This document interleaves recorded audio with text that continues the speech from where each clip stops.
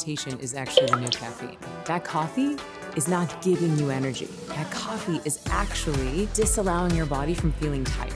Hi, sweet friends. I am Emily Fletcher, and I love teaching people mindfulness, meditation, and manifesting. So this is for all my coffee lovers out there. I am not going to tell you to stop drinking coffee. You do not have to stop drinking coffee, but I do want to educate you on something. Caffeine is molecularly very similar to a chemical called adenosine, and adenosine is what your brain produces to tell you that you're tired. So if the caffeine is blocking your adenosine receptors, then your body can't feel tired.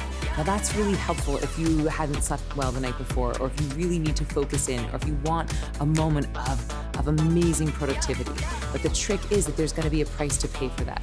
When that caffeine leaves those adenosine receptors, your brain has still been producing the sleep chemistry, and then they come flooding in, and that's why you have a crash after coffee. So here's some really good news. Meditation takes about the same time, honestly. By the time you get up from your desk, go to the coffee shop, order it, get it, drink it, come back, it's been 15 or 20 minutes. If you're feeling tired, like you want that afternoon cup of coffee, what if you just close your eyes, actually give your body rest? So the cool thing about meditation is that it's giving your body rest that is 5 times deeper than sleep.